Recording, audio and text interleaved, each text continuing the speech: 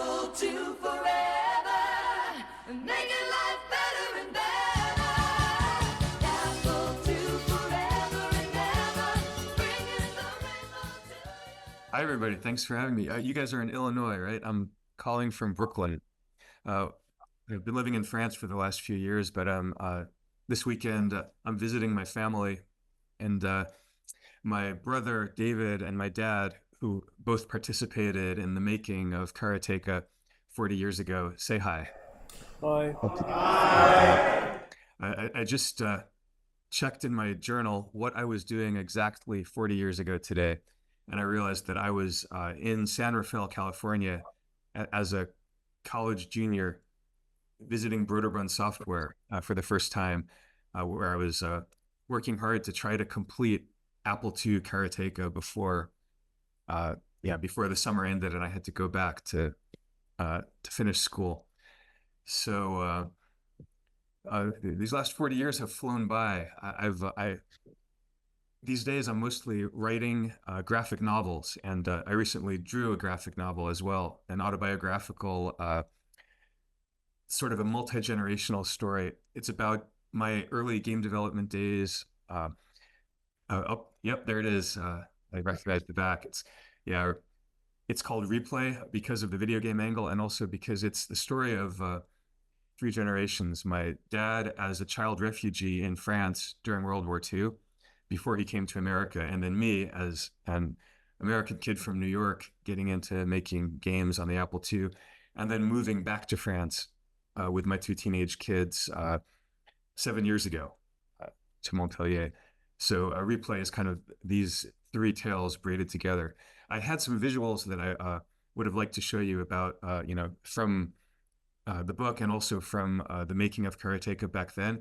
But all this stuff is findable online. If you go to my website at jordanmechner.com, you can see a lot of the images from Replay. You can see my journals, and you can, most importantly, if you're interested in the making of Karateka, you can see Digital Eclipse's wonderful interactive playable documentary, The Making of Karateka, which has, it pretty much shows what everything looked like back then and how the game got made. So I think, and I'm guessing you guys probably know a lot about all of this anyway, so rather than repeat anecdotes that I've, told before, if there's anything that you're curious to hear about, let's just talk about that. I have some questions that have been contributed from the Discord that I will read. If other people have questions, put them in the Discord and we will see them. One question actually that Chris here had was, did you ever find the source code to Karateka? Sorry. Wow. It's I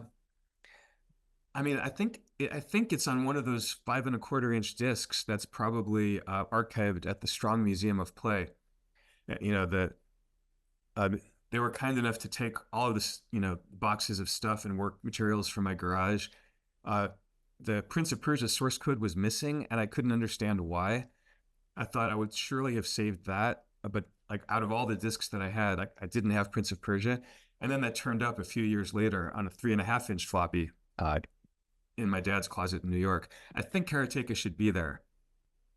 Although I have to say, it's probably not as well documented and as clean as the Prince of Persia source code. This was a few years earlier. I think I was using the SC assembler, and the memory constraints were such that I was often like removing comments from the code just in order to make the file smaller so that it would still fit in memory. Kind of unfortunate. So it's probably a bit under commented. And the next question is, would you ever consider doing a remake of The Last Express? Wow. Yeah. So if this is like the 40-year anniversary of Karateka, it's the 30-year anniversary of actually this week had just done the voice recording for The Last Express, and was busy starting to edit together the audio for The Last Express scenes. I think making that game once was really all that I could, survive in one lifetime. All of the materials, the 16mm film footage, the audio tapes are archived at the Strong. If there was ever a team that wanted to remake The Last Express, I think it would be an interesting project. I think that rotoscoped animation could be, redone from the original film footage, but I'm not the person to do it. Uh, and I'm sure that people wondered about the making of Karateka, whether that would ever be available on for the Mac. This from the recent Digital Eclipse thing. Uh, Boy, that's a question for the Digital Eclipse team. I mean, it would be cool. I'm on Mac myself. I've been on Apple products pretty steadily since 1978. So I don't know if if there's like a technical or what the reason is that it isn't yet. But yeah, I don't know if there's anyone from Digital Eclipse there, but it's yeah, I would personally love to see that. I know lots of people would love it if that were to happen. Um, Another question is behind you. There are some women in photographs, and we were just wondering who they were. If they were showing significance, in your story. Oh, you mean back in the background there? I'm actually at my brother's house in Brooklyn, and so those are yeah, those are his family photographs. I can't from here. I can't really see who they are, but uh, I guess it's so yeah, significant to somebody. yeah, and I'm sure we've got some family members in common who may be there.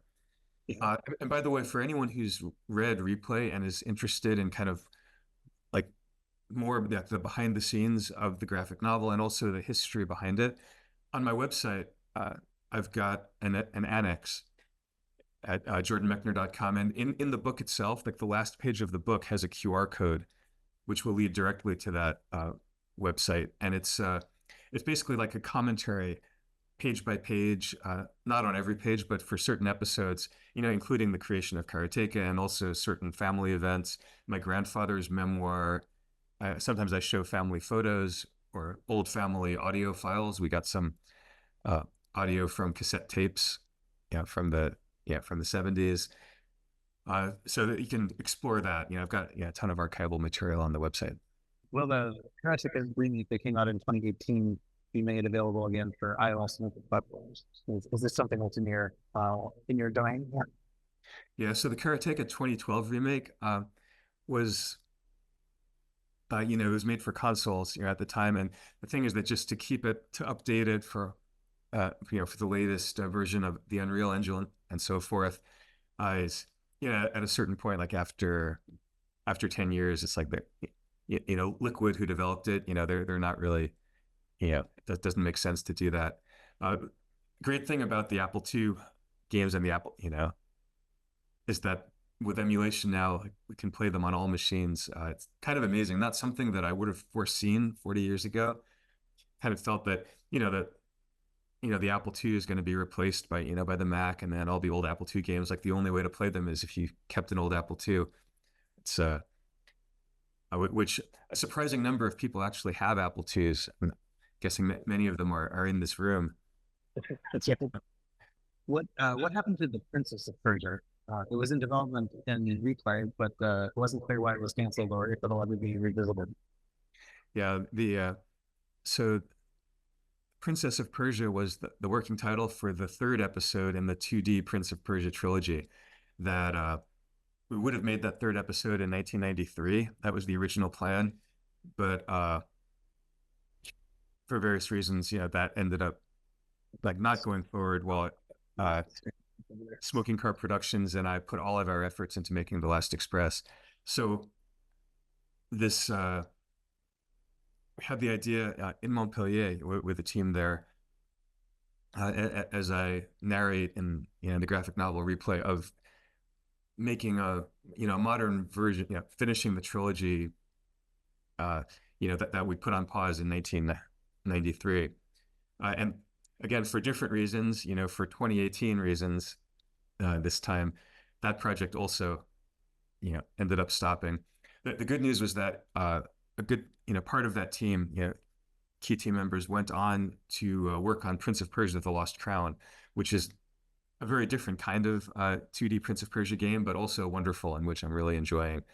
So I think like most canceled projects, it's a project that made sense, that the team believed in at that moment, But then, everybody moves forward and the industry moves forward. So I don't think that version of Princess of Persia, can really be made any more than the 1993 version.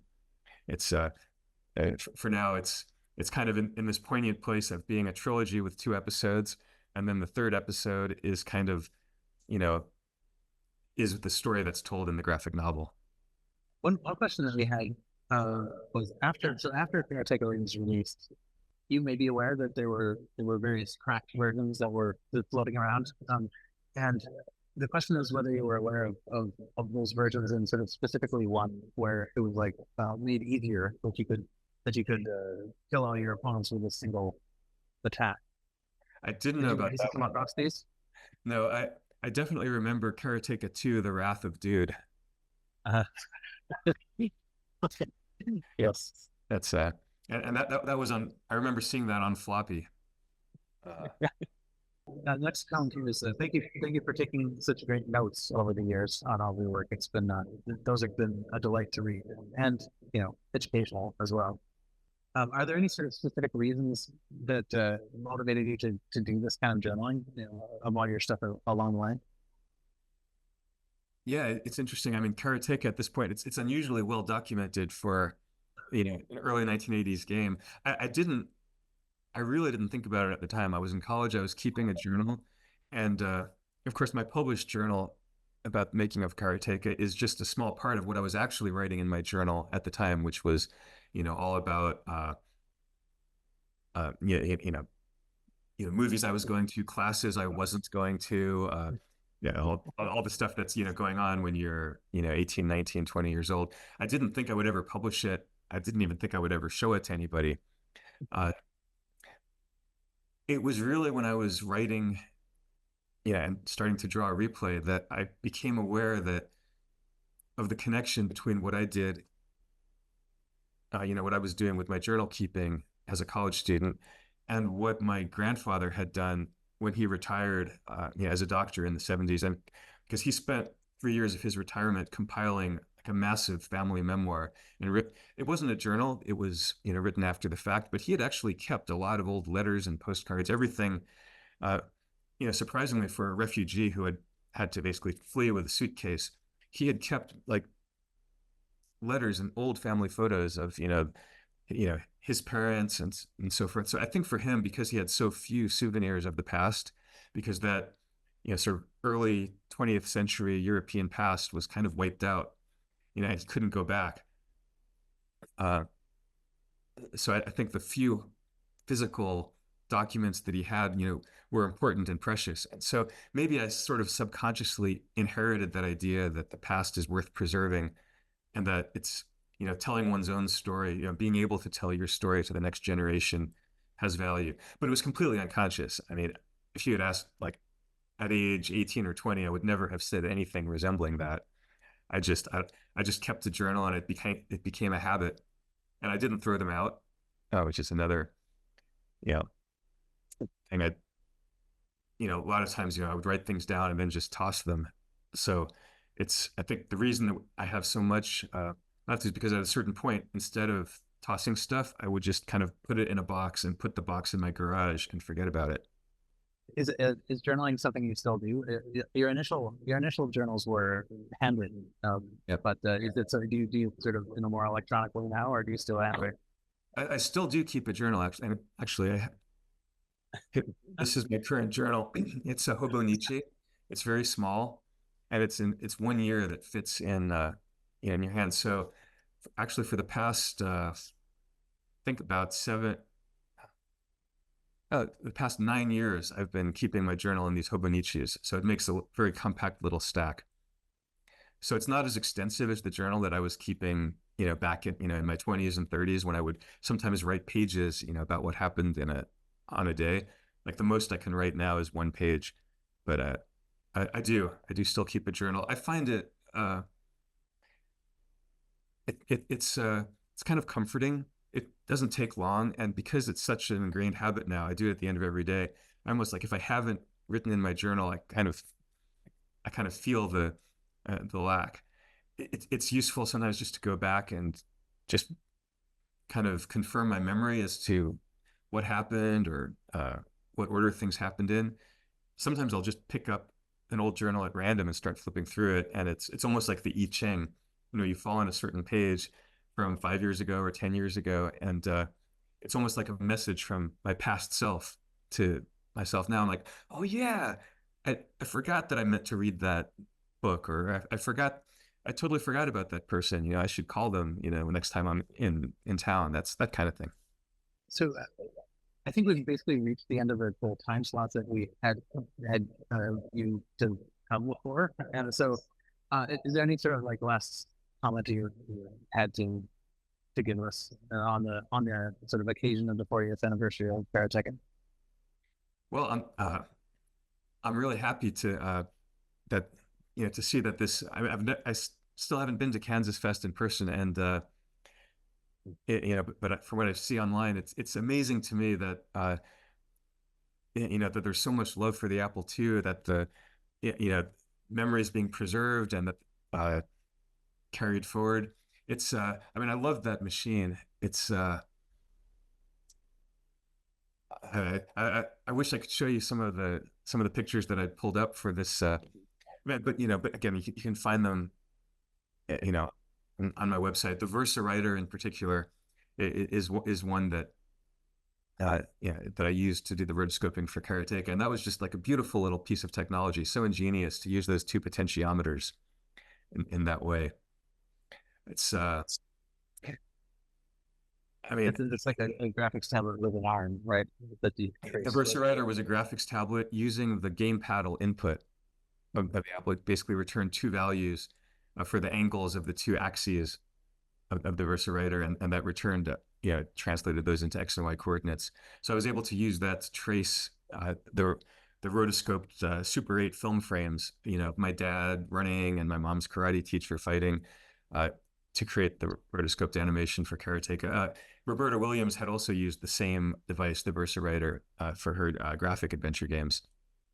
So it's, I mean, 40 years, I mean, on one hand, it feels like it's just flown by. And then when I think of everything that's happened in the last 40 years since then, it's actually quite a bit of time. It's amazing to me that Apple has continued, that we've all got, Apple devices still. The Apple IIc, which is the one that was released 40 years ago this year, right?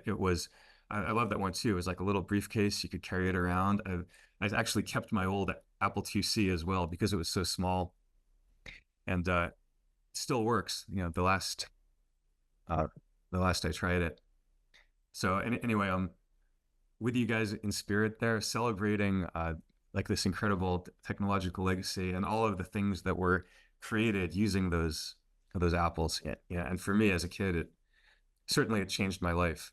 As I say in one of the early pages of Replay, if the Apple II hadn't come along when it did, when I was 13 years old, I'm sure I would have just gone on drawing comics in some form, and that would have been my life. So the fact that I kind of got sidetracked into figuring out how to program and then starting to make games was just because that machine was so amazing and so addictive. There was just something about it that made me just want to spend all my time, learning how to do it, and then making games, which got more and more ambitious and led me to Karateka and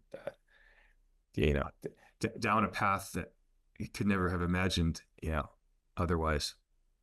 So I'm really glad that you that you're keeping this flame alive, and have a great, wonderful festival. Excellent. Yeah, thank you.